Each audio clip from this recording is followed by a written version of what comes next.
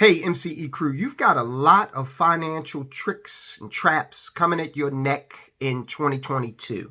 Now, we're going to talk about one in particular, well, a couple, that if you do not have a laser focus and a game plan all mapped out as to how you're going to deal with this particular financial vehicle, then you can find yourself in a position where when it's time for you to tap into certain funds, to do certain things in your life, if you're not laser focused on your situation, you could find yourself in a predicament where you have less money than you thought you had. And that could be life altering. Okay. Trust me. I deal with people on a weekly basis who thought that they were going to have more money than they actually do. And now they're learning, because they're outside their prime income earning years, that things are going to be kind of tough. Okay. And that's a tough pill to swallow. So here we go. Let's first start this out with a discussion about the Kentucky teachers pension system. Okay. Teachers retirement system. Now, this thing, there was a Twitter account called Market Sentiment, and they released this tweet. And in their tweet, they said that the Kentucky teachers retirement system held $13 million in Sberbank stock. Sberbank being one of the largest banks in Russia. And this Twitter account was saying that amount had been reduced. That 13 million had been reduced to 778,000 after all of these sanctions took effect and the ruble crashed over in Russia. Okay. So the Kentucky teachers retirement system came out and they said that's not true. But check this out. We're going to go through this article, okay, that is heavily quoted by people at the Kentucky teachers retirement system. And we're going to show you, how if you just read headlines, oh man, you are, in big trouble. But they come out and they dispute the findings by the Twitter account Market Sentiment. They dispute it. But then if you read the article, they actually probably lost more than 13 million. Okay. So the headline says, no, Kentucky's teacher pension fund did not lose 13 million on Russian bank stock. Now, most people will stop right there. They will see that headline in a Facebook post or, somewhere in their email, and they'll just say, okay, I'm good.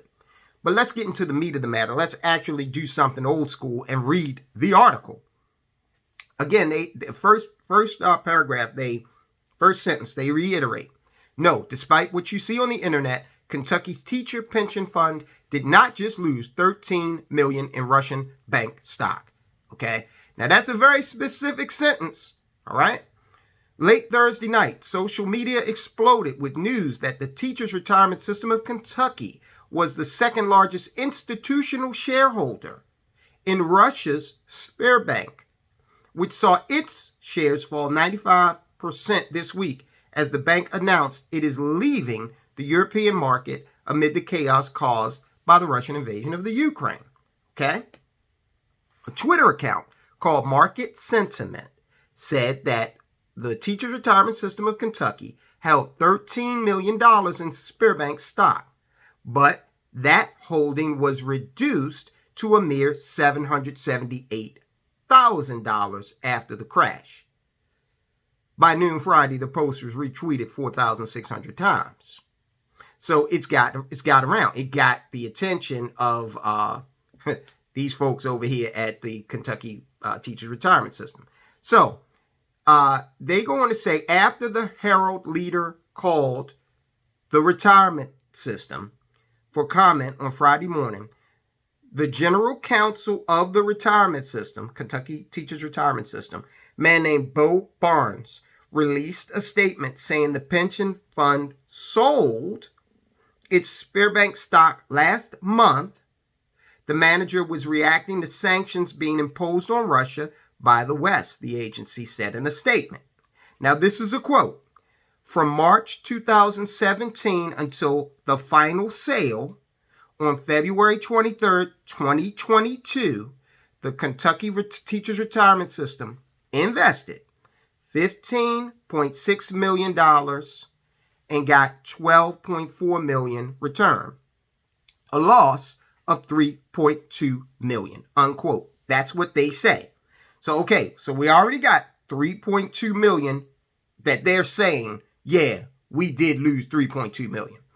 They go on to say TRS's remaining exposure to holdings in Russia is proportionately negligible in a portfolio of around $26 billion. Okay, so they're saying, and they're right about that. They're saying that, it's a $26 billion portfolio. Even if they did lose $13 million, they still, got a lot of money in that system. However, when you understand that they are responsible for making the commitment to these pensions of these retirees, then, you don't want to lose anything. Warren Buffett's first rule of investing is don't lose money. So here we go. Now, we've already lost $3.2 million. They admit to that. In an interview, Barnes said the pension fund's remaining Russian holdings were last valued at about $30 million. Remaining holdings valued at $30 million. But given the devaluation of the Russian ruble and the general chaos in the Russian economy, it's not clear what the holdings are currently worth or when they could be sold. So wait a minute. You guys went from a headline of saying that, no, you didn't lose 13 million, to saying you've got an additional 30 million wrapped up in Russia. And so we're supposed to believe that you couldn't have possibly lost at least 10 million more or more. Okay, quite probably. The ruble crashed. So these guys probably have lost a lot more than the 13 million, which would make their headline true. No, Kentucky's teacher pension fund did not lose 13 million on Russian bank stock. That would be true if they lost 20 million. Okay, so I think that if you are invested in that system, if you are a part of the Kentucky Teachers Retirement System and relying on them for your retirement, you need to give them a call, okay, and figure out what's going on.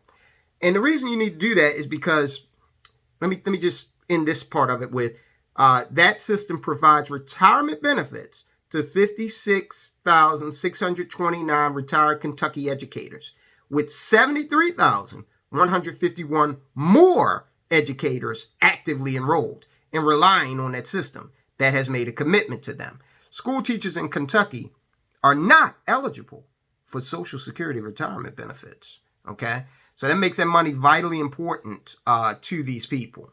Now, look, you also have a controversy brewing up in Pennsylvania about pensions. They're embroiled in a Senate race right now. Dr. Oz, he's apparently some TV doctor. Forgive me, I do not watch television, but he's got a little fame behind him. And he's running against an individual, David McCormick, who used to be the head of Bridgewater Capital hedge fund. That hedge fund managed the teachers' pension for Pennsylvania. And there's this big brouhaha about how much they charged in fees. They're saying that this pension fund didn't really do that well in terms of its performance. It says in mid-2020, the fund's annual profits over 9 years, a decade when the stock market boomed, amounted to just 6.34%.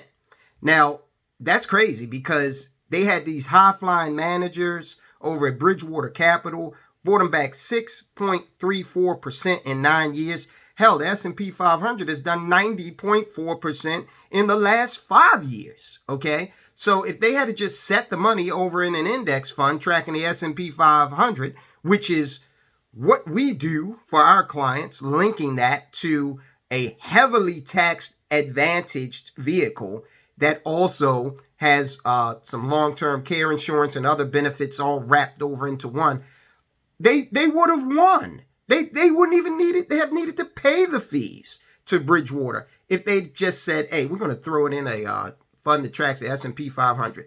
But instead, they got really jiggy with it. Somebody told me never to use that term again, getting jiggy with it. But hey,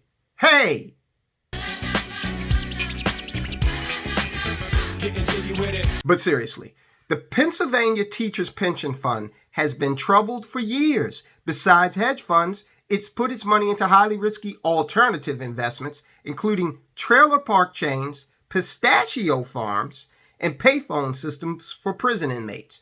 See, so when these guys get in there, they have this thing where they want to outperform the market and do all of these crazy things and make a name for themselves. Meanwhile, the pensioners are the ones that are on the hook. So you probably can guess that I'm going to get to a point. Illinois, they're having trouble too with their pension.